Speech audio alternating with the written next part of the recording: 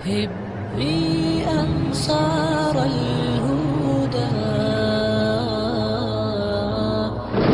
عبي ركب الفدا. خوشی منانے کا دن ہے، کیوں نہ ہو اس میں کہ آج کے دن کی نسبت میرے اور آپ کے اکابر و اسلاف جنہوں نے اس ملک کی آزادی کے لیے انگریز کے ناجائز تسلط سے چھٹکارا دلانے کے لیے جو قربانیاں دی تھی اس کو یاد کرنے کا آج کا دن ہے۔ ہونا تو یہی چاہیے تھا کہ جتنا مجمع یہاں اپنوں کا ہے اتنا ہی ہمارے برادران وطن بھی ہوتے، اور گھر گھر ان کے گھروں میں نوٹس پہنچائی جاتی، اور شہر کے جو ہمارے ذمہ دار ہیں مختلف شعبہ جات کے ایس آئی ہیں، ڈی ایم ہیں، یا کسی طرح سے کسی ایک کو مہمان بنا کے بلایا جاتا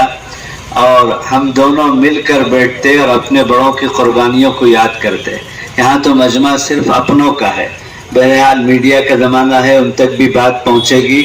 میں نے مخاطب ان کو بھی بنایا ہے۔ اور اس وقت کا جو جلسہ ہوتا ہے بہت مختصر ہونا چاہیے کہ گھنٹوں کا جلسہ اس وقت نہیں ہوا کرتا۔ ہمارے یہاں ظاہر بات ہے کہ میں اپنے صوبے کی جمعیت علماء کا صوبائی اسٹیٹ پریزیڈنٹ ہوں،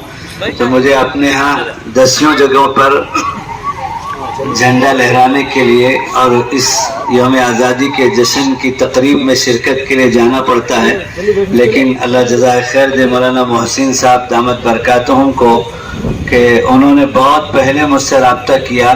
تو میں ان کے لیے تاریخ دے چکا تھا، ورنہ 10 لوگوں نے مجھے میرے علاقے میں کل پرسوں 2 دن سے فون سے رابطہ کیا کہ آپ ہمارے پاس آئیے، لیکن میں وعدہ کر چکا تھا، اس لیے آپ کے درمیان میں حاضر ہو گیا۔ میں زیادہ دیر آپ کو لینا نہیں چاہوں گا، اور یہاں قریب میں اسی مجاہدین آزادی کے خانوادے سے تعلق رکھنے والے نواسہ شیخ الاسلام مفتی سید محمد عفان سلمہ دامت برکاتہم و عمت فیوزہم گورنٹلا میں 10 بجے سے ان کا اجلاس ہے، میں وہاں جانا چاہتا ہوں شرکت کے لیے۔ بہت ضروری باتیں، کچھ باتیں میں آپ کو بتانا چاہوں گا۔ آج ہم سینوں میں جھنڈا لگا کر، ہاتھوں میں جھنڈا لہرا کر اور اپنے چھتوں پر اور کونوں پر کارنرز میں جھنڈے لہرا کر اس جشن کا اور خوشی کا اظہار کر رہے ہیں، لیکن یہ جشن صرف رسمی طور پر نہیں بلکہ جیسا کہ ابھی ہمارے مولانا حسامی صاحب نے خطبہ استقبالیہ میں بتایا، اشارہ کیا کہ ہمارے نوجوان نسل کو خاص طور پر ہمارے اکابر و اسلاف کی قربانیوں کی معلومات کا ذخیرہ رکھنا چاہیے۔ اور حضرت مفکر اسلام مولانا سید ابو الحسن علیمی علیہ رحمہ جو ہمارے بزرگوں میں سے ہیں، حضرت فرماتے تھے کہ جس قوم کا تعلق ماضی سے اور اپنے اکابر و اسلاف سے ٹوٹ جائے وہ قوم بہت جلد ختم ہو جاتی ہے، صفحہ ہستی سے اس کا نام آسانی سے مٹ جاتا ہے۔ ہم کو آگے روشن مستقبل کے لیے اپنے شاندار ماضی سے تعلق ضرور چاہیے۔ میں جلدی کے ساتھ اس تحریک آزادی کے آغاز سے لے کر آج تک پہنچنا چاہوں گا، اور میں آپ کی پوری توجہ چاہوں گا کہ یہ جنگ آزادی، تحریک آزادی کو عام طور پر بہت زیادہ سے زیادہ جو دلچسپی رکھتے ہیں موضوع سے، وہ یہ جانتے ہیں کہ 1857 میں ہمارے اکابرین نے شاملی کے میدان میں جہاد کیا تھا، لیکن یہ اصل جنگ تو بہت پیچھے سے تقریباً 1605 سے شروع ہو چکی تھی، اور ہمارے ملک میں ہمارے مغل بادشاہوں نے 1000 سال تقریباً یہاں حکومت کی، جن کی یادگاریں لال قلعہ، دلی کی جامع مسجد، کراچی کی جامع مسجد اور قطب مینار، تاج محل، یہ سب مغل بادشاہوں کی یادگار ہے جس کو مٹایا ہی نہیں جا سکتا، چاہے وہ کتنی بھی کوشش کر کے کچھ لوگ تاریخ مسخ کرنا چاہیں، لیکن ان کا وجود ہی ان کی تاریخ بتانے کے لیے کافی ہے۔ تو آخری زمانے میں بہادر شاہ ظفر جو مغل بادشاہوں کے آخری بادشاہ تھے، اس زمانے میں انگریز نے یہاں گھسنا شروع کیا اور آہستہ کر کے تجارت ایسٹ انڈیا کمپنی کے نام پر یہاں اپنی جڑیں مضبوط کرنا شروع کی، اور یہاں کے راجاؤں سے اور نوابوں سے انہوں نے تعلق شروع کیا۔ سب سے پہلے شہید وطن اول سلطان ٹیپو شہید رحمہ اللہ نے اس ناجائز نیت کو اور فساد نیت کو، انگریز کے اس سازش کو بھانپ لیا، اور انہوں نے سب سے پہلے جو ہے اپنے احباب کو بلا کر مشورہ کیا، اور انگریز کے اس ناپاک سازش کو کہ یہ شوگر کوٹڈ پوائزن کے درجے میں جو ہے تجارت کے نام پر ملک میں قبضہ جمانا چاہ رہے ہیں، اور اس کی دلائل فراہم کی اور اس کے ثبوت بتائے، اور پھر اس کے بعد باضابطہ مسلح طور پر آغاز جہاد کے لیے پلان بتایا۔ اللہ تعالیٰ نے غیر معمولی طور پر سلطان ٹیپو شہید علیہ الرحمہ کو بے پناہ ملک سے محبت عطا کی تھی اور بے پناہ صلاحیتوں سے نوازا تھا، اور اللہ کی عادت ہے کہ جس سے کام لینا چاہتے ہیں اللہ تعالیٰ ان کو اس طرح کی صلاحیتوں سے نواز دیتے ہیں، محبت آداب محبت سکھائے دیتی ہے۔ سلطان ٹیپو شہید علیہ الرحمہ کی جو پرورش ہوئی ان کے والد بزرگوار حیدر علی خان رحمہ اللہ کی جو ہے ان کی نگرانی میں، تو وہ اسی ترتیب سے پیدا ان کی تربیت ہوئی کہ آگے چل کر ان کو میدان میں مجاہد بن کر آنا ہے۔ گھوڑ سواری ان کے والد نے ان کو سکھایا، تیر چلانا ان کے والد نے ان کو سکھایا، تیراکی ان کے والد نے ان کو سکھایا، نشانہ بازی ان کے والد نے ان کو سکھایا، جرأت و ہمت اور استقلال ان کو سکھایا، اور تدبیریں اور حکمتیں ان کو سکھایا، بلکہ پورے طور پر بچپنے سے اسی جہادی ماحول میں ان کی پرورش ہوئی، اور وہ انگریز کے خلاف سب سے پہلے اس کی غلط سازش کو بھانپ کر میدان پہ اترے اور انگریز کا مقابلہ کیا۔ تو اصل ہماری اس تحریک جہاد کا آغاز، اور سلطان ٹیپو شہید رحمہ اللہ کے بارے میں عام طور پر ہمارا نوجوان جو ہے تاریخ نہیں جانتا، اور ان کی جو تصویر ہے کتابوں میں آخری درجے میں رہ گئی ہے، وہ بالکل جو ہے ریش کے بغیر اور جو ہے کلین شیو کے ساتھ میں صاف داڑھی منڈی ہوئی تصویر ان کی دکھائی جاتی ہے، حالانکہ وہ شخص تھے کہ انہوں نے اپنے سری رنگا پٹن کے اندر مسجد اعلیٰ جو آج بھی گواہی ہے، آپ دیکھتے رہتے ہیں جاتے رہتے ہیں، یا جو ہے وہ سلطان ٹیپو کی بنائی ہوئی اپنی مسجد ہے، جہاں سے سلطان ٹیپو اپنے مشورہ گاہ میں اندر سے جاتے تھے اور صف اولیٰ میں آ کر کے نماز میں امام صاحب کی تکبیر تحریمہ کے ساتھ، سلطان ٹیپو کی تاریخ میں لکھا ہے کہ وہ صاحب ترتیب تھے، یعنی بلوغ کے بعد سے وفات تک، شہادت تک ان کی کوئی نماز قضا نہیں ہوئی۔ سلطان ٹیپو وہ شخصیت تھے، صاحب نسبت بزرگ تھے، جن کی کبھی تہجد کا ناغہ نہیں ہوا، اور جن کے اثر سے پہلے کی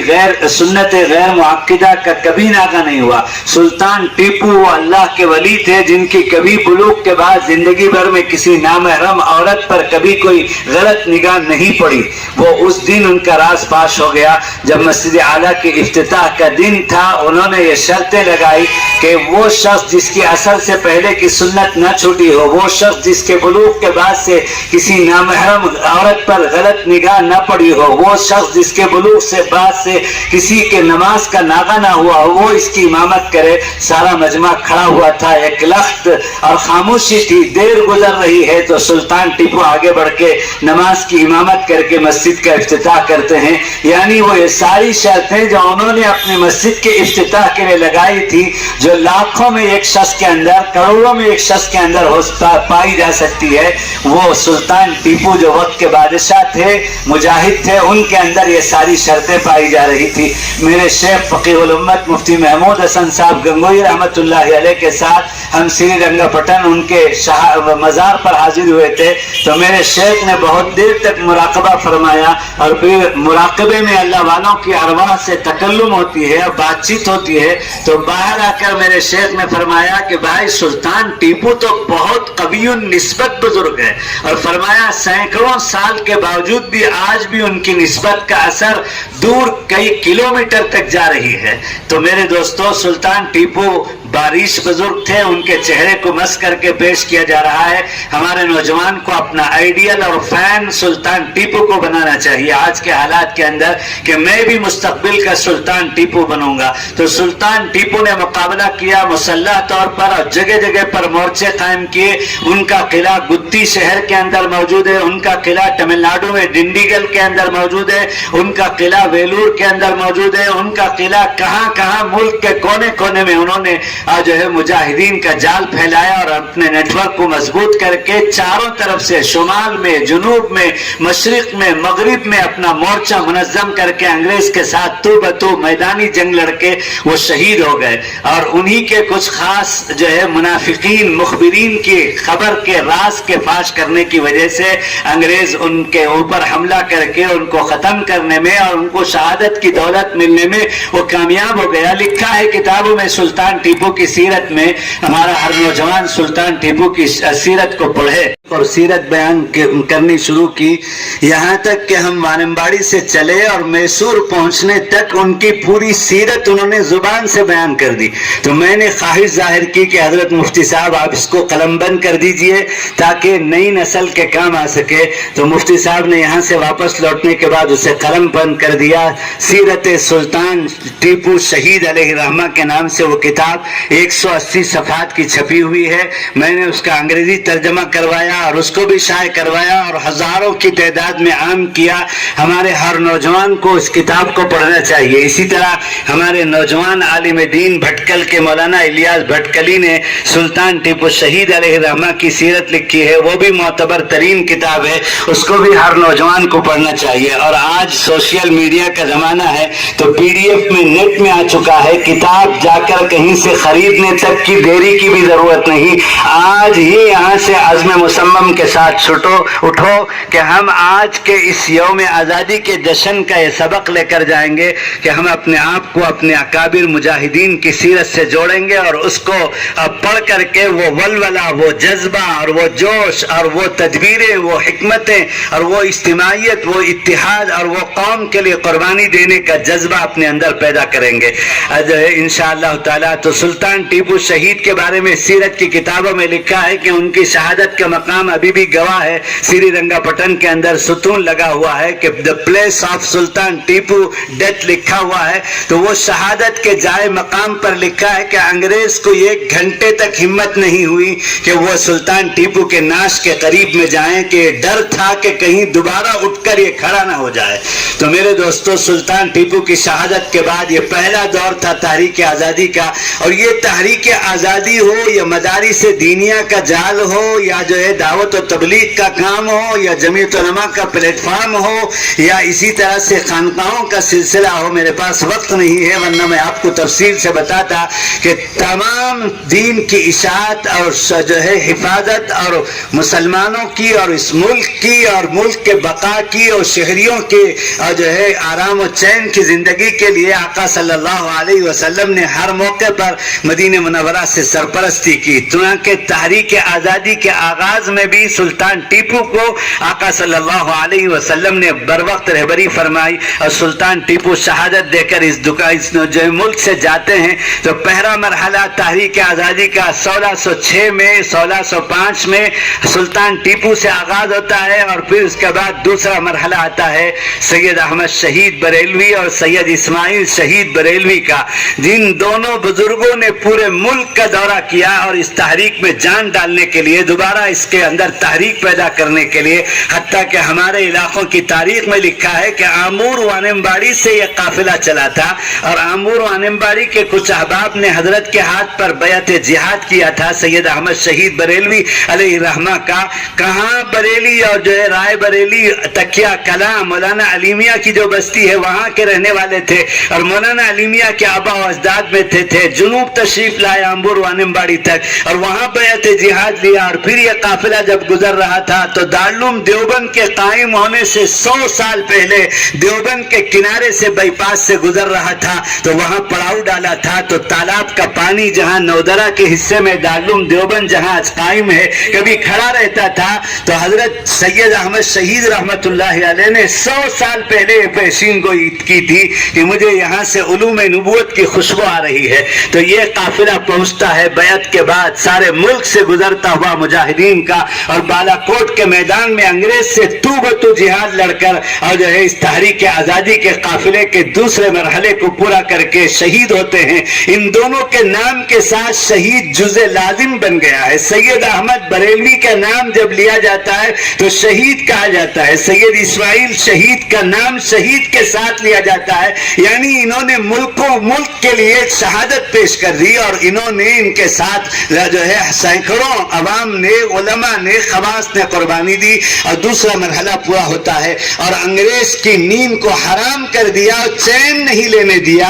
ایک کے بعد دوسرا، دوسرے کے بعد تیسرا، پھر تیسرا مرحلہ آگے بڑھتا ہے. محدث دہلوی حضرت شاہ ولی اللہ محدث دہلوی علیہ الرحمہ اور ان کے ابناء حضرت شاہ عبدالعزیز صاحب، شاہ رفیع الدین صاحب، شاہ عبدالغنی صاحب اور شاہ عبدالقادر صاحب، شاہ اسحاق صاحب، یہ اکابرین ہمارے میدان پہ اترتے ہیں. اور شاہ عبدالعزیز صاحب کا وہ تاریخی فتویٰ ہے جو آج تک مسلمانوں کے اندر ولولہ اور جوش اور جو ہے استاجہد ملک کے لیے قربانی دینے کا جذبہ پیدا کرتا ہے. اس فتوے کو ہمارا نوجوان نہیں جانتا. وہ فتویٰ اٹھا کر دیکھیں کہ اسی فتوے نے تیسری مرحلے کے اندر ہندوستان میں انگریزوں کے خلاف آگ لگا دیا تھا. فتویٰ شاہ عبدالعزیز صاحب علیہ الرحمہ. ماشاءاللہ تیسرے مرحلے پر یہ حضرت شاہ ولی اللہ علیہ الرحمہ کا خاندان اترتا ہے اور انگریز کی مخالفت حضرت شاہ ولی اللہ محدث دہلوی علیہ الرحمہ دلی کی جامع مسجد کے منبر و محراب سے خطاب کر رہے ہیں اور جو ہے کہہ رہے ہیں بالراس میں وہ خطبات اٹھا کر دیکھو خطاب کر کے کہ ہمیں غلامی کے ساتھ جینے سے مر جانا بہتر ہے اور ہمیں جو ہے انگریز کی تعریف کر کے جینے سے مر جانا بہتر ہے اور انگریز کے ہمارے ملک میں تسلط کے بعد یہاں جینا ہرگز ہمارے لیے جائز نہیں، حرام ہے. ایسے جملے استعمال کیے جنہوں نے تحریک پیدا کر دی اور جو ہے رگ و ریشے کے اندر ملک کے لیے قربان ہونے کا جذبہ پیدا کر دیا. اور پھر اس کے بعد یہ مرحلہ آگے بڑھتا ہے. چوتھے مرحلے میں ہمارے اکابرین حضرت سید الطائفہ حاجی امداد اللہ مہاجر مکی علیہ الرحمہ کا جو تھانہ بون میں مقیم تھے اور ان کے خلفاء تلامذہ اور ان کے متوسلین میں سے بانی دارالعلوم دیوبند حضرت مولانا محمد قاسم نانوتوی حجت الاسلام علیہ الرحمہ، بانی مظاہر العلوم مولانا مظہر نانوتوی علیہ الرحمہ اور جو ہے بانی ندوۃ العلماء مولانا محمد علی مونگیری علیہ الرحمہ اور حافظ ضامن شاہید علیہ الرحمہ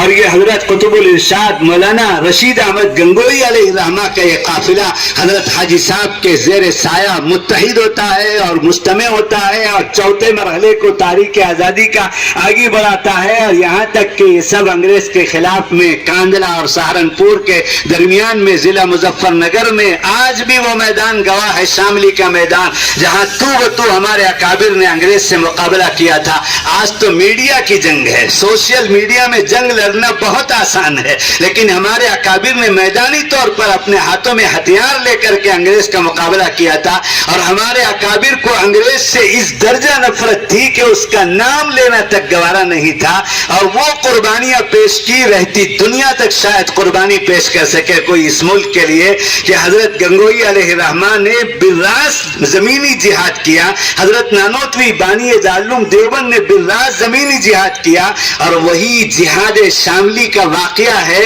کہ میں آپ کو بتانا چاہوں کہ یہ تحریک آزادی اور وطن کے لیے شہادتوں کا پیش کرنا عند اللہ مقبولیت اور دربار رسالت سے آقا صلی اللہ علیہ وسلم کی سرپرستی ہی کا نتیجہ تھا کہ تاریخی واقعہ ہے کہ بانی مظاہر العلوم سہارنپور جن کے نام پر مظاہر العلوم کا نام ہے مولانا مظہر نانوتوی جو نانوتا قریے کے رہنے والے تھے، اسی قریے کے حضرت مولانا قاسم نانوتوی اور اسی قریے کے مولانا مظہر نانوتوی، ان کو اس جہاد کے بعد وہ غازی بن کر کے زندگی گزار رہے تھے. مظاہر کی بنیاد ڈالی تو اس زمانے میں لوگ دیکھتے تھے کہ ایک عادت پڑی ہوئی ہے کہ وہ اپنی زبان سے نیچے کے ہونٹ کو اس طرح سے بار بار چاٹتے ہیں. کبھی کبھی کسی کو داڑھی نوچنے کی یا پلک جھپکنے کی غیر اختیاری طور پر عادت ہو جاتی ہے، تو مولانا مظہر نانوتوی کو اس طرح غیر شعوری طور پر عادت سی پڑ گئی تھی کہ بار بار اپنی زبان سے نیچے کے ہونٹ چاٹتے تھے تو دیکھنے والوں کو خراب لگتا تھا. کچھ لوگوں نے خادم خاص سے کہا کسی وقت تنہائی میں حضرت کو اس طرف توجہ دلا دو،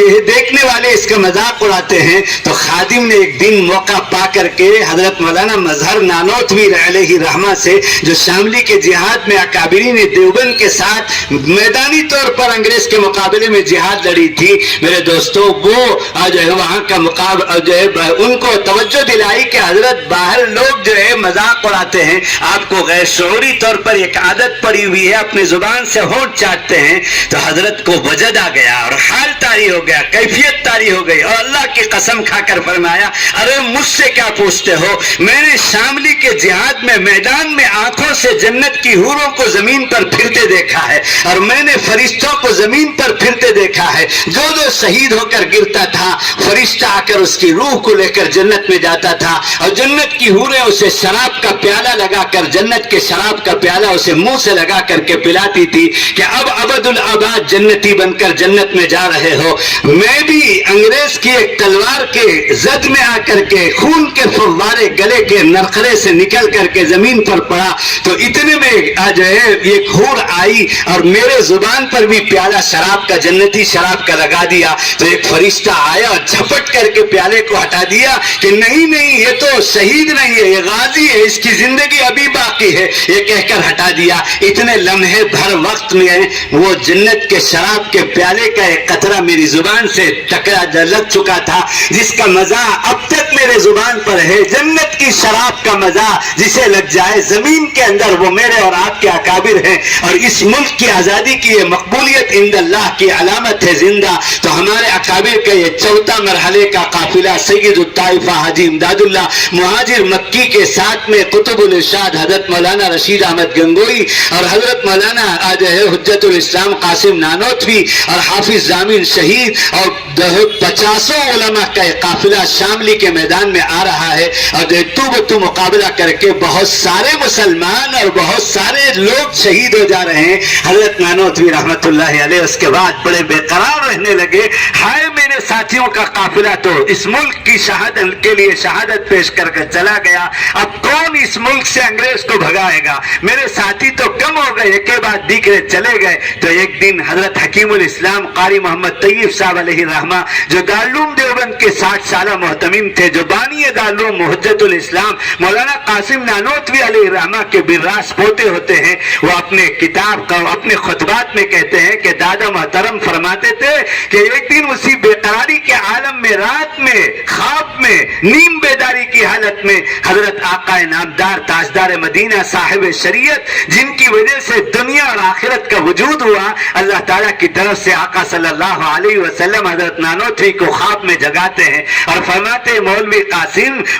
قاسم دارالعلوم کیوں نہیں قائم کرتے؟ دارالعلوم کا نام حضرت جناب نبی کریم صلی اللہ علیہ وسلم نے تجویز کیا اور نام لے کر فرمایا کہ مولوی قاسم دارالعلوم کیوں نہیں قائم کرتے؟ اور یہ قائم کرنے کا حکم صرف مدرسے کے درجے میں نہیں تھا، اور اسی کو شیخ الہند طالب علم اول مجاہد آزادی اسیر مالٹا حضرت شیخ الاسلام کے استاد محترم حضرت نانوتوی کے جانشین حضرت مولانا محمود الحسن دیوبندی علیہ رحمہ فرماتے تھے کہ میرے اکابر حضرت نانوتوی حضرت گنگوئی نے آقا کے حکم سے یہ دارالعلوم کو صرف مدرسے کے درجے میں نہیں قائم کیا تھا، یہ ایک تحریک ہے، فکر ہے، مشن ہے، دین کی حفاظت اور بقا کی مختلف شکلوں کے لیے. مدارس کا آغاز، خانقاہوں کا آغاز اور دعوت و تبلیغ کا آغاز اور اسی طرح سے ملک کے لیے قربان ہو جانے کی تحریک کا آغاز، یہ سب دارالعلوم دیوبند کی شاخیں ہیں جو دارالعلوم کے اللہ کے نبی آقا صلی اللہ علیہ وسلم کے حکم پر شروع ہوا. حضرت مولانا قاسم نانوتوی کہتے ہیں کہ مجھے بیداری ہوئی تو میں نے اپنے دوست اور رفیق کار حاجی سید عابد حسین صاحب جو دیوبند کے نجیب الطرفین سادات گھرانے کے تھے، ان کے پاس اپنے خادم کو بھیجا کہ جاؤ جلدی سے بلا کے لاؤ. اور میں دوڑ کر مجھے جو خواب میں جگہ دکھلائی گئی تھی، آقا صلی اللہ علیہ وسلم نے اپنے عصائے مبارک سے اور جو تالاب میں دارالعلوم دیوبند کی سنگ بنیاد رکھی لکیر کھینچی تھی، وہاں دوڑ کر میں گیا جہاں تالاب کا پانی کبھی رکا رہتا تھا. 9 درہ کا حصہ، 9 دروازے کا جو دارالعلوم دیوبند جہاں قائم ہے وہ احاطہ محسری میں. اور جو ہے میرے دوستو حضرت نانوتوی کہتے ہیں کہ میں گیا، اتنے میں حاجی سید عابد حسین صاحب بھی آ گئے اور ہم دونوں نے آنکھوں سے بیداری کی حالت شہادت میں آقا صلی اللہ علیہ وسلم کے دست مبارک سے دارالعلوم دیوبند کے لیے سنگ بنیاد کی وہ لکیر دیکھی اور جلدی سے گاری مٹی سے اسے محفوظ کیا. دارالعلوم قائم ہوا اور وہاں سے مجاہدین کا سلسلہ شروع ہوا اور وہاں سے ملک کے لیے وطن کے لیے قربانی دینے والوں کا ایک لمبا سلسلہ شروع ہوا اور یہ تیسرا مرحلہ پورا ہوتا ہے. اور اسی زمانے میں حاجی صاحب کے خلاف جب وارنٹ آتا ہے سید الطائفہ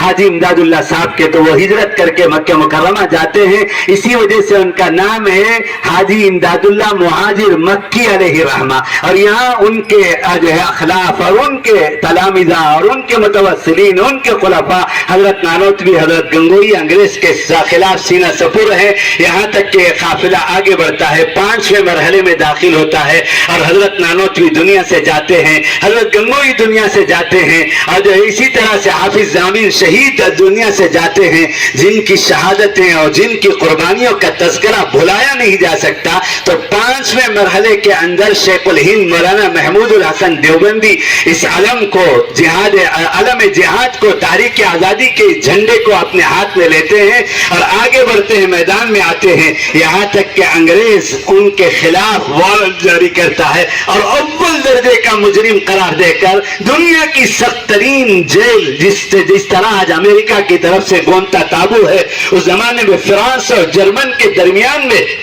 جو مالٹا کہلاتا تھا وہاں کے لیے جو ہے ان کا اعلان کیا گیا. تو ان کے شاگرد رشید 6 مرحلے میں اس تحریک آزادی کو آگے علم جہاد کو لے کر بڑھنے والے جانشین شیخ الہند شیخ الاسلام مولانا سید حسین احمد مدنی نور اللہ مرقدہ جو آپ کے بستی میں براہ راست تشریف لائے ہوئے ہیں. 1956 کے اندر حضرت مولانا سید حسین احمد مدنی نور اللہ مرقدہ میرے دوستوں وہ 6 مرحلے میں آگے بڑھتے ہیں. تو وہ مالٹا میں 2 سال 7 مہینے تک انگریز ان کو بھیجتا ہے اور شیخ الاسلام کے خلاف وارنٹ نہیں تھا. علماء کے علم میں نہیں ہے کہ شیخ الاسلام بھی مالٹا گئے تھے اور شیخ الہند بھی گئے تھے, لیکن شیخ الہند کو انگریز نے اول درجے کا مجرم قرار دے کے جیل میں بھیجا تھا. لیکن ان کے شاگرد رشید شیخ الاسلام جو 19 سال تک صفہ چبوترے کے پاس میں روز اقدس کے بازو میں بیٹھ کر حدیث پاک کا درس دیتے تھے. آقا صلی اللہ علیہ وسلم یہاں سے دلیل ہے کہ آقا صلی اللہ علیہ وسلم حضرت مدنی کو فرماتے ہیں خواب میں, مولوی حسین احمد جاؤ تمہارے استاد محترم شیخ الہند مولانا محمود الحسن اس وقت ضعف و لاغر اور کمزور ہو چکے ہیں میدان تحریک جہاد کے اندر اور دارالعلوم دیوبند کے مسند تدریس مسند حدیث میں تم وہاں دونوں کی نیابت کے لیے ہم تم کو منتخب کرتے ہیں اور جاؤ ہندوستان. حضرت جناب نبی کریم صلی اللہ علیہ وسلم نے بھیجا تو حضرت مدنی آئے اور حضرت مدنی نے رضاکارانہ طور پر اپنے طرف سے اپنے استاد محترم کے ساتھ جیل جانے کو پیشکش کیا اور دونوں جیل بھیجے گئے. اور مالٹا کا وہ زمانہ تھا کہ رمضان کا مہینہ آیا تو دونوں حافظ قرآن نہیں تھے تو شیخ الہند رونے لگے کہ مولوی حسین احمد تم بھی حافظ نہیں اور میں بھی حافظ نہیں, زندگی میں پہلی دفعہ علم ترى کیفا سے ہم کو تراویح پڑھنا پڑ رہا ہے. حضرت مدنی کو جوش آیا اور فرمانے لگے حضرت آپ تو مستجاب الدعوات ہیں, آپ دعا کر دیجئے, میں روزانہ صبح میں ایک نیا پارہ یاد کر کے رات کو تراویح میں آپ کو سناؤں گا. تو چاند نظر آنے کے بعد ہر دن صبح فجر کے بعد نیا پارہ یاد کرتے اور جو ہے رات کو تراویح میں سناتے. اور 29 دن میں حضرت شیخ الاسلام مولانا سید حسین احمد مدنی نور اللہ مرقدہ مالٹا کے جیل کے زمانے میں حافظ قرآن ہو گئے. اور وہی زمانہ تھا کہ مالٹا کے زمانے میں حضرت شیخ الہند نے قرآن پاک کا ترجمہ شروع کیا تھا. اور وہی زمانہ تھا شیخ الہند غمگین رہتے تھے اپنے ملک کے انگریز کے ناجائز تسلط سے چھڑانے کے لیے. تو ایک عالم مصری قیدی بھی وہاں قید تھے, انہوں نے ایک دن پوچھا مولانا محمود الحسن دیوبندی آپ اتنا کیوں غمگین رہتے ہیں اور راتوں میں اتنا ہانڈی میں پکنے کی طرح سے دھاڑے مار کر روتے ہیں, کچھ حال تو سنائیے. اس طرح کے موقع پر حال سنانے سے بکھیڑا اور جو ہے سنانے سے غم ہلکا ہوتا ہے. تو شیخ الہند نے ساری باتیں سنائی کہ انگریز ہمارے ملک میں جو ہے ناجائز قبضہ ایسٹ انڈیا کمپنی کے نام سے تجارت کے نام پر آ کر اب ملک پر قبضہ ہو گیا ہے اور مسلمانوں کو اور ملک کے شہریوں کو غلام بنانا چاہتا ہے،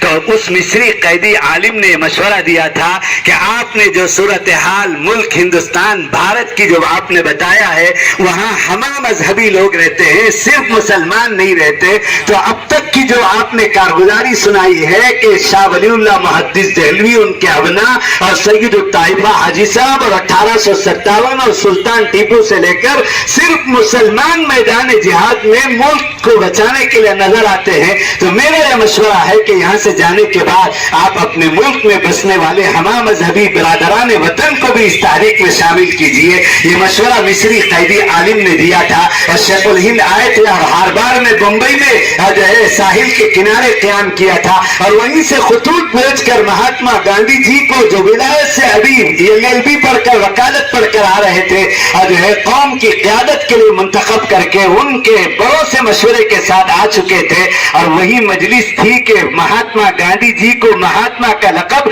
شیخ الہند علیہ الرحمہ نے طے کیا تھا، اور ان کی قیادت کے ساتھ برادران وطن انڈین نیشنل کانگریس کے نام سے اور ایک پلیٹ فارم بنا کر جمعیت علماء کے پلیٹ فارم کے ساتھ اور جو ہے شیخ الاسلام شیخ الہند کے ساتھ میں اس تحریک آزادی میں آخری مرحلے میں یعنی 75% کا حصہ تحریک آزادی کا جو 1605 سے شروع ہوا تھا، مسلمان اکیلے لڑتے رہے اس ملک کے لیے، اور آخری حصے میں جب شیخ الہند مالٹا سے واپس آئے اور چند سالوں کے بعد دنیا سے تشریف لے گئے اور یہ ملک آزاد ہونے کے قریب ہے، تو انڈین نیشنل کانگریس کے نام سے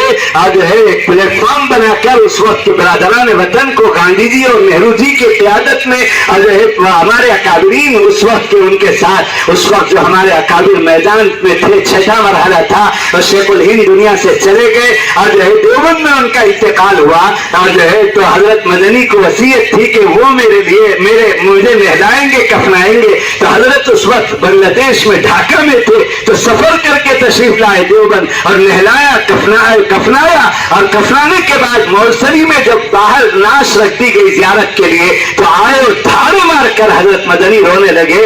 جو ہے اور کہا فرمایا کہ آج میرے استاد محترم مجاہد آزادی اسیر مالٹا کی اس راز کو میں فاش کرنا چاہتا ہوں، زندگی میں بتانے سے انہوں نے منع کیا تھا، میں ابھی نہلا کر آ رہا ہوں، میرے استاد محترم شیخ الہند مولانا محمود الحسن دیوبندی جو عثمانی خاندان سے انتہائی پاکیزہ حیادار اور خوبصورت حسین و جمیل نسل کے تھے، لیکن جو ہے ان کا پورا بدن کالے داغ کے ساتھ میں دیکھ کر آیا ہوں، اور یہ راز ہے کہ مالٹا کے زمانے میں انگریز ان سے کہتا تھا کہ تم ایک بار کہہ دو کہ ہم انگریز کی مخالفت نہیں کریں گے، تم کو خیر و عافیت کے ساتھ دیوبند تمہارے مستقر پر پہنچا دیا جائے گا۔ وہ حضرت بلال کی اولاد اور ان کا خون ان کے بدن میں دوڑ رہا تھا، جو کفار مکہ کے جو ہے توحید کے خلاف کہلوانے پر وہ احد احد کا نعرہ لگاتے تھے، وہ شیخ الہند نے فرماتے تھے، شیخ الاسلام نے کہا میرے استاد محترم جب جیل کا وارڈن یہ کہتا تھا کہ ایک جملہ کہہ دو،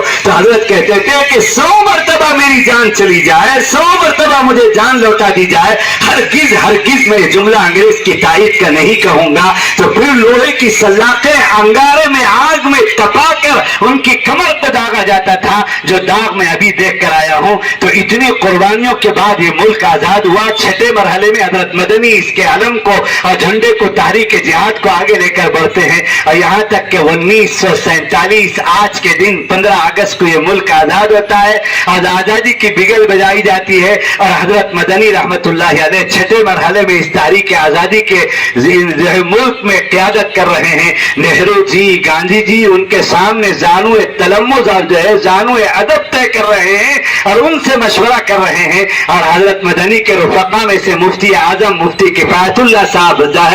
دہلوی، اور اسی طرح سے مولانا صاحبان الہند مولانا احمد سعید دہلوی، اور اسی طرح سے مولانا سید الملت مولانا سید محمد میاں علیہ الرحمہ، اور اسی طرح سے امام الہند مولانا ابو الکلام آزاد علیہ الرحمہ، اسی طرح سے مجاہد آزادی مولانا حفظ الرحمان سواری علیہ الرحمہ، یہ اکابرین اور علماء کا قافلہ۔ میرے دوستوں اس وقت میں موجود ہے اور یہ ملک آزاد ہوتا ہے. جمعیت علماء کا قیام اس تاریخ آزادی کے لیے بہت سینکڑوں سال پہلے ہو چکا تھا. باضابطہ طور پر شیخ الہند نے اس کی بنیاد ڈالی اور 1919 میں جو اس وقت میں جمعیت علماء کا جو ہے 150 سالہ جو ہے اجلاس منایا جا رہا ہے. اور وہی وقت تھا کہ شیخ الہند علیہ الرحمہ نے اور ان کے ساتھی مولانا خلیل احمد صاحب سہارنپوری جو حاشیہ بخاری لکھتے ہیں, محدث سہارنپوری کہلاتے ہیں, یہ دونوں نے بیٹھ کر کبھی دیوبند میں نشست ہوتی دارالعلوم کے تہخانے میں اور کبھی مظاہر کے تہخانے میں حضرت شیخ کے مکان کے نیچے, یہ دونوں بزرگ بیٹھ کر ایک ریشمی رومال کے اندر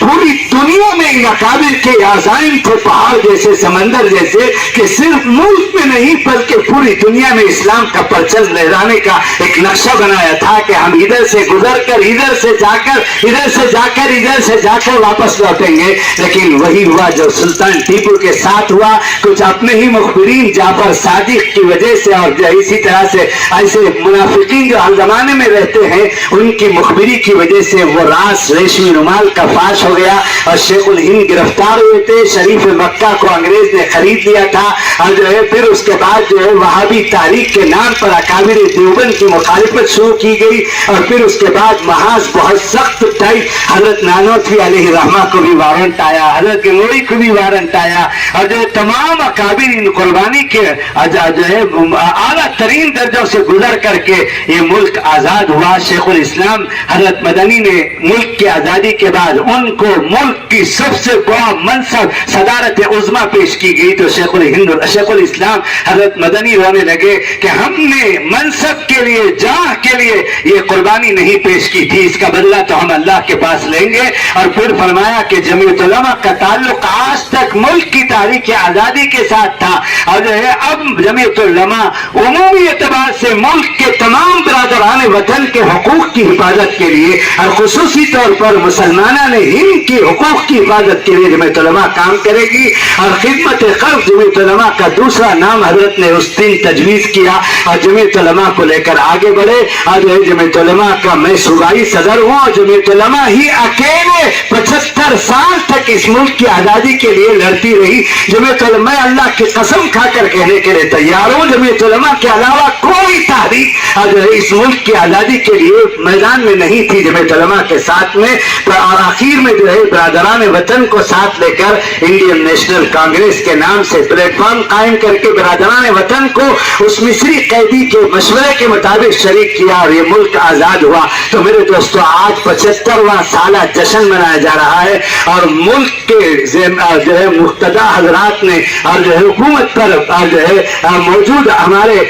وزیر اعظم اور صدر ہند نے ملک میں 3 دن تک 75واں سالہ 13, 14 اور 15 کو منانا طے کیا اور 3 دن سے چاروں طرف سے ہر گھر میں ترنگا کے نام سے جھنڈے لہرائے جا رہے ہیں. یہ تو ایک ضابطے کی بات ہے کہ ملک کی موجودہ حکومت مقتدی حکومت ہم کو حکم کر رہی ہے, لیکن ہم اس سے آگے بڑھ کر بہت بالا تر ہو کر یہ حق رکھتے ہیں کہ ہم نے اس ملک کو خون سے سینچا ہے. میں ابھی گزشتہ ہفتہ مراد آباد گیا تھا. مراد آباد میں ایک محلے کا نام ہے گل شہید, اس کا نام ہے. گل کہتے ہیں خون اور مٹی کو فارسی زبان میں اور شہید کو کہتے ہیں. میں نے وہاں کے علماء سے پوچھا کہ اس محلے کا نام گل شہید کیوں پڑا ہے تو علماء نے بتایا اور مولانا سید ارشد مدنی دعوت برکاتہ صدر محترم امیر الہند جو کل بنگلور میں تشریف لائے تھے اور آج حضرت دارالعلوم دیوبند میں یوم آزادی کے جشن میں تقریر کر رہے ہیں اس وقت میں, حضرت بار بار اپنے بیانوں میں کہتے ہیں کہ مراد آباد کے اس محلے کا نام گل شہید. ہمارے نوجوان اس سے سبق لے کہ جو ہے مراد آباد میں اس محلے کا نام گل شہید اس لیے پڑا. کوئی رسمی طور پر ہم نے رحمت آباد یا رحمت پور نام رکھ دیا ایسا نہیں ہے, بلکہ گل شہید نام رکھنے کی ایک تاریخی واقعہ ہے کہ یہاں تحریک آزادی کے درمیان میں اس محلے میں مسلمانان ہند اور علماء ہند کا خون شہادت کا اتنا بہ کر کے رکا ہوا تھا کہ زمین جذب کر کے ایک ہفتے تک ایک ہاتھ کے برابر خون رکا ہوا تھا اس محلے کے اندر. تب چل کر کے اس محلے کا نام گل شہید پڑا ہوا ہے. بڑی داستان ہے میرے دوستو تحریک آزادی کی. نوجوانوں کو میں آج کے اس اہم جلسے میں بس کچھ پیغامات کے ساتھ اپنی بات کو پوری کر رہا ہوں. ایک زوردار تقریر کرنے کے لیے میں نہیں آیا, جیسا کہ ہمارے نانون صاحب مولانا نے بتایا کہ میں تو بہت زیادہ آگے پیچھے کے سفر گھر میں بنا ہوا ہوں، لیکن میں بھاگتا بھاگتا آپ کے پاس ولی محسن کی دعوت پر آیا ہوں، اور جو ہے اللہ ان کو جزائے خیر دے، یہ بتانے کے لیے کہ ہمارا نوجوان خاص طور پر اپنے اکابر و اسلاف کی تاریخ کو پڑھیں اور وہ ولولہ اور جذبہ پیدا کریں اور جوش کے ساتھ اچھل کود اور تماشا اور ڈرامہ نہ کریں، بلکہ اپنے اکابرین کی قیادت کے ساتھ جڑیں۔ اگر آپ اپنی جوانی کے جوش میں اچھل کود کریں گے تو پھر آپ مجرم ہو جائیں گے اور آپ کے لیے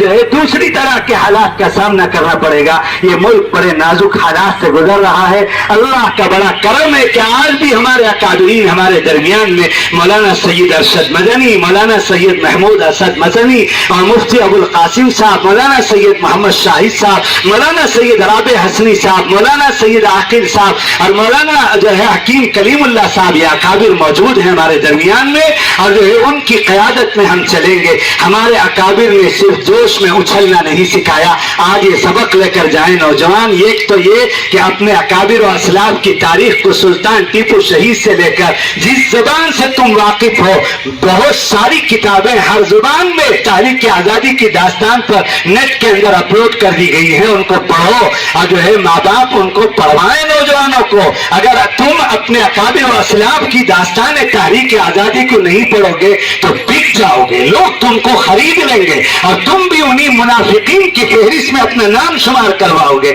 اس لیے جو ہے ایمان پر ثبات قدمی کے ساتھ، ایمان سے دنیا میں جانے کے لیے، نفاق کے جرم سے اپنے آپ کو بچانے کے لیے اور اس ملک میں سر اٹھا کر جینے کے لیے، اس ملک میں قوت و ہمت کے ساتھ جینے کے لیے، اس ملک میں جو ہے آج کیا کہتے ہیں پلاننگ کے ساتھ جینے کے لیے اپنے اکابر و اسلاف کی تاریخ کو پڑھو۔ اور دوسری بات یہ ہے کہ اپنے بڑوں کی قیادت کے ساتھ جڑو۔ آپ اکیلے میدان میں کسی بھی ٹاپک کو لے کر اچھل کود کریں گے تو پھر جو ہے آپ کا نقصان ہوگا، اور ہمارے اکابر کا کوئی جرم نہیں ہے کہ اگر آپ اپنے طور پر آزاد ہو کر چلنا چاہتے ہو، لہذا آپ اپنی قیادت سے جڑیے، ان اکابر سے جڑیے جن کا نام میں نے لیا ہے، اور ان بزرگوں نے ہم کو آقا صلی اللہ علیہ وسلم کا وہ سبق دوبارہ 1400 سال کے بعد دہرایا ہے کہ ہمارے آقا صلی اللہ علیہ وسلم نے صرف جوش میں اچھل کود کرنا اور اس کے نقصان دہ نتائج کی طرف لے جانا یہ نہیں سکھایا، بلکہ صحابہ کی جو تربیت کی ہے وہ آقا صلی اللہ علیہ وسلم کا فارمولا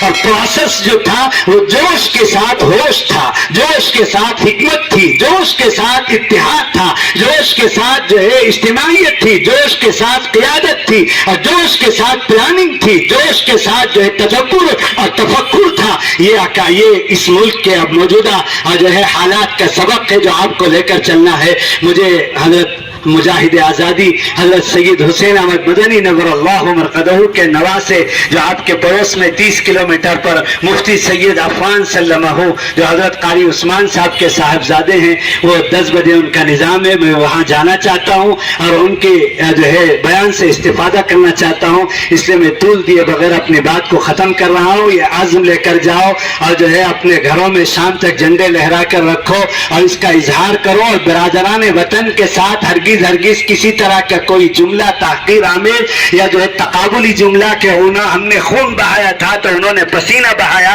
اس طرح کے جملے مت کہو۔ میرے دوستو، برادران وطن کے ساتھ ہم کو چلنا ہے۔ اللہ کے نبی کے سینکڑوں حدیثیں اس طرح موجود ہیں جس میں اللہ کے نبی نے مطلق طور پر انسانیت کی بنیاد پر خدمت خلق کو بتایا ہے۔ یہ نہیں فرمایا کہ مسلمان ہو تو پڑوسی کا حق ادا کرو، مسلمان ہو تو اس پر رحم کرو، یہ نہیں فرمایا۔ فرمایا کہ پڑوسی چاہے کسی بھی مذہب سے تعلق رکھتا ہو اس کا حق انسانیت ادا کرو۔ حضرت مولانا سید ارشد مدنی صاحب اس وقت ملک کے موجودہ تعصب اور نفرت کی فضا کو ختم کرنے کے لیے، پیار و محبت میں بدلنے کے لیے قومی یکجہتی نیشنل انٹیگریشن کانفرنس تقریباً شمال سے جنوب تک ہمارے مدراس میں بھی ہم نے کیا تھا، نور کالج میں بڑے پیمانے پر تمام آدھا مجمع برادران وطن کا تھا، خواص بھی تھے، اسٹیج میں ہر مذہب کے لوگ خواص موجود تھے۔ نیشنل انٹیگریشن قومی یکجہتی کانفرنس منایا تھا۔ اس ملک میں کفر کے علاوہ، شرک کے علاوہ ہمارا ان کے ساتھ کوئی جو ہے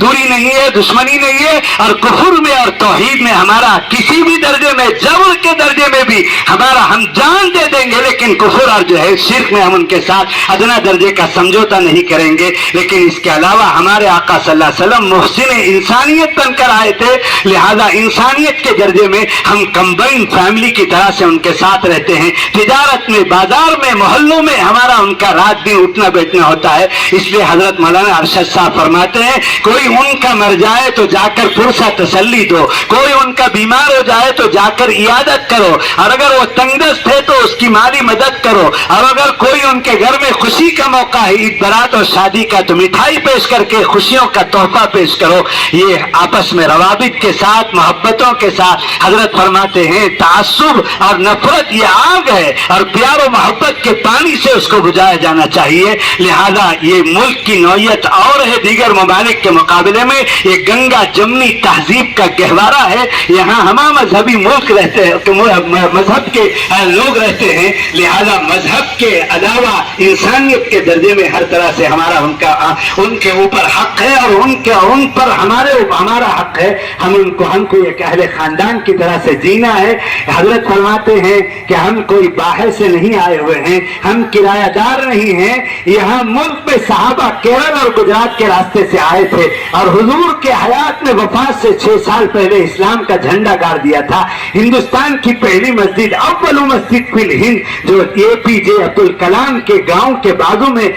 کاسرگوڈ میں, خطر نلور میں موجود ہے, جہاں لوگ جاتے رہتے ہیں. وہ صحابہ کی بنائی ہوئی مسجد آج بھی انوارات سے پر ہے. صحابہ نے وہ مسجد بنا کر, اس زمانے میں آج کی طرح سے میڈیا کی وسعت نہیں تھی, آقا کو اطلاع دے دی تھی. تو حضرت فرماتے ہیں ایک باپ کے 4 بھائیوں میں سے ایک بھائی نے اسلام قبول کر لیا, اور ایک بھائی نے نصرانیت قبول کر لی, اور ایک بھائی اپنے باپ دادا کے مذہب پر ہندو رہا, اور ایک بھائی نے کسی اور مذہب کو اختیار کر لیا. تو ہم تو ایک ہی باپ کے اولاد ہیں, اور ہم تو بھائی بھائی ہیں. اس لیے برادران وطن کا لفظ کہا جاتا ہے. اس لیے میرے دوستو, ہم ملک کے لیے تیسری بات جو مجھے کہنا ہے, ایک تو اکابر اسلاف کی تاریخ کو پڑھو اور اپنے اندر وہ جذبہ اور ولولہ پیدا کرو, اور دوسرا جوش سے صرف اچھلنے کی بجائے بڑوں کے ساتھ جڑ کر جوش کے ساتھ ہوش. کوئی کام از خود مت کرو, کوئی جلوس جلسہ آپ اپنے طور پر نہیں لگائیں گے. اور اس طرح کی جو تحریک ملک کے اندر موجود ہے, جو اکابر کے منشے سے ہٹ کر ہے, ان کا ساتھ کبھی نہیں دیں گے, بلکہ اکابر جو کہتے ہیں وہ کریں گے. اکابر جو کہیں گے تن من دھن کی بازی لگا دیں گے. اکابر کو اللہ نے منتخب کیا ہے, وہ آیت من آیات اللہ ہے, وہ نفوس قدسیہ ہے, وہ سلسلۃ الذہب ہے, وہ سونے کی لڑیاں ہے. اس ملک کی حفاظت کی ضمانت ان کے مقدر میں اللہ نے رکھا ہے. اس لیے ان سے جڑو. اور تیسری بات یہ ہے کہ یہاں اس ملک میں ہم کو یہ خاندان کی طرح سے رہتے ہوئے پیار و محبت کے ساتھ جینے کی ضرورت ہے. کسی کے ساتھ ہم کوئی نفرت کا ہرگز معاملہ نہیں کریں گے. ہمارے اکابر کا یہی اس وقت پیغام ہے. اللہ تعالیٰ, اور جو چوتھی بات جو مجھے کہنا ہے وہ یہ ہے کہ آئندہ پچھلے ماضی کی طرح سے کوئی خارجی دشمن اگر ہمارے ملک میں, یہ داخلی دشمن ہمارے ملک میں ملک کی دھجیاں اڑانے کی پلاننگ کرتے ہیں, تو سب سے پہلے صف اولا میں انشاءاللہ اپنا ایمانی فریضہ انشاءاللہ کہو, اور جو ایمانی فریضہ جو ادا کرتے ہوئے ہم میدان میں آئیں گے. قربانی کا وہ جذبہ دوبارہ تازہ کرو کہ ملک کی حفاظت کے لیے انشاءاللہ تعالی ہم سب سے پہلے آئیں گے. یہی چند پیغامات کے ساتھ میں اپنی بات کو پوری کرتا ہوں. اور جو ہے ڈاکٹر اقبال کا ترانہ بچوں نے پڑھا تھا, اس کا ایک مصرع جو بچوں سے رہ گیا اس کو دہرا دینا چاہتا ہوں آخری وقت میں, کہ ڈاکٹر اقبال نے کتنے پیارے اشعار, یہ اشعار بھی جو ہے ڈاکٹر اقبال نے کہا تھا. اور یہ جو جھنڈا ترنگا 8 کروڑ کی تعداد میں ملک میں لہرایا جا رہا ہے, اس کی بنانے والی ایک مسلمان ہماری جو ہے مسلم امت کی بیٹی, جو میرے علاقے میں آمبور وانمباڑی کے بازو گڑیاتن کی رہنے والی تھی, جس کا نام سریا تھا. تاریخ میں درج ہے, کوئی مٹا نہیں سکتے. سریا نام کی وہ نوجوان لڑکی نے ملک کے تمام ہمہ مذہبی لوگوں کو اس میں نمائندگی دیتے ہوئے یہ جھنڈا بنایا تھا. میرے دوستو, ہمارا نوجوان یہ ساری چیزیں نہیں جانتا, کتنا رویا جائے. اس لیے میرے دوستو, یہ شعر کے ساتھ میں اپنی بات کو, اس ملک میں آئندہ رہنے کا جو فارمولا ہے ڈاکٹر اقبال نے الہامی طور پر اسی وقت ملک کی آزادی سے پہلے, ڈاکٹر اقبال اسی ملک کے رہنے والے شہری تھے جو تقسیم کے بعد پڑوس ملک میں چلے گئے, ان کا مزار وہاں ہے. اور شعر و شاعری کے ذریعے سے انہوں نے تحریک آزادی میں پھونک ڈالی تھی, اور جو ہے جوش ڈالی تھی, اور جو ہے تحریک پیدا کی تھی. اللہ نے ان کو شعر و شاعری کا ملکہ دیا تھا. وہ کہتے ہیں اسی ترانے کے اندر توحید کی امانت، توحید کی امانت سینوں میں ہے ہمارے، آسان نہیں مٹانا نام و نشان ہمارا ہمارا، توحید کی امانت سینوں میں ہے ہمارے، آسان نہیں مٹانا نام و نشان ہمارا۔ اللہ تعالی ہم سب کو جو ہے اس ملک میں سر اٹھا کر احساس برتری کے ساتھ جینے کا اور بڑوں کی قیادت کے ساتھ اکابر و اسلاف کی قربانیوں کے جو ہے یاد کے ساتھ جو ہے پورے ملک کے استحکام اور ترقیات میں حصہ لے کر جو ہے، اس لیے میں یہاں یہ بھی کہنا چاہوں گا کہ ملک کا روشن مستقبل تعلیم سے جڑا ہوا ہے، اس لیے دینی تعلیم سے بھی جڑیں اور دنیاوی تعلیم سے بھی جڑیں۔ ہمارا ہر بچہ IAS اور IPS بننے کا ٹارگٹ بنائے اور مسلم ڈاکٹر اور مسلم سائنٹسٹ اور مسلم اور جو ہے تمام کیا کہتے ہیں انجینئر بننے کے ٹارگٹ بنائے، اور تمام ملک کے سرکاری شعبوں میں، ٹیچنگ میں، ریلوے میں، تمام شعبوں میں ہمارے بچوں کی نمائندگی کے لیے جن کو اللہ نے مال کی نعمت دی ہے اور علماء اکرام کو قیادت کی نعمت دی ہے، اور اسی طرح صلاحیتوں والوں کو اللہ نے صلاحیت اور استعداد کی اور دماغ کی نعمت دی ہے، وہ اس کو استعمال کر کے ہمارا کوئی بچہ ڈسپوز نہ ہو۔ یہ ایک بچہ آپ کا پڑھ رہا ہے تو آپ پلس کے درجے میں buy one get one free کے درجے میں اپنے بچے کو ڈاکٹر بنانے کے ساتھ ایک غریب سلمس ایریا کے جھوپڑ بٹی کے ذہین بچہ جو خود بھی ڈاکٹر بننے کے لیے تڑپ رہا ہے،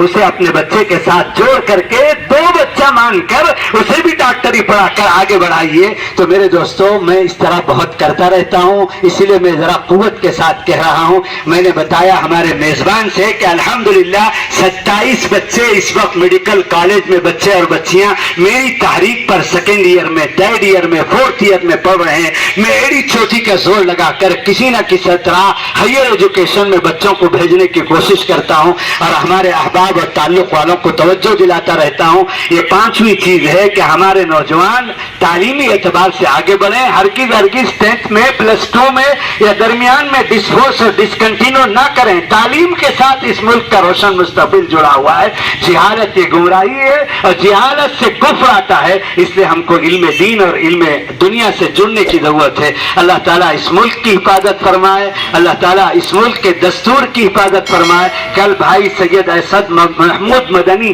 جو میرے ساتھی ہیں سبق کے، پنجم ششم ہفتم دورہ ہم ساتھ پڑھے ہیں اور جمعیت علماء کے وہ بھی صدر ہیں اور حضرت کے ساتھ انشاءاللہ آپ کام کرنے والے ہیں قیادت میں، اور جو ہے چچا جان کے ساتھ میں کل دونوں کا منظر وہاں فقہی اجتماع میں تھا۔ وہ فرما رہے تھے کہ ملک میں اس وقت 3 سنگین مسائل ہیں جو چیلنج کے درجے میں ہے، جو خطرے میں آ گئے ہیں، جس کے لیے ہم کو قربانی پیش کرنے کے لیے آگے بڑھنا ہے۔ کیف متفق، کھانا پینا سونا، اور جو ہے بچپنے سے جوانی، جوانے سے بڑھاپا، یہ تو جانور پنے کی زندگی ہے۔ اس لیے کچھ کر جانے کا جذبہ اپنے اندر پیدا کریں اور ایک تاریخ بنا کر دنیا سے جائیں۔ بھائی محمود نے کہا سب سے پہلے ملک کی ڈیموکریسی اس وقت میں جو ہے جمہوریت ہمارے سامنے خطرے میں ہے، اور جو ہے اسی طرح سے انہوں نے کہا کہ ہیومن رائٹس، انسانی حقوق اس وقت جو ہے ملک میں خطرے میں ہے۔ اور تیسری بات انہوں نے کہا کہ جو ہے ملک کے اندر اس وقت میں جو ہے کہتے ہیں کہ جو ہے یہ کانسٹیٹیوشن آف انڈیا، دستور، اور جو ہے یہ بہت خطرے میں ہے۔ اس لیے تینوں پر ہماری نگاہ چوکنا رہنی چاہیے، اور جب جب ہمارے بڑے جس طرح سے یہ تینوں کی حفاظت کے لیے آواز دیں گے ہم لبیک کہیں گے انشاءاللہ تعالی۔ وآخر دعوانا الحمدللہ رب العالمین۔ Allah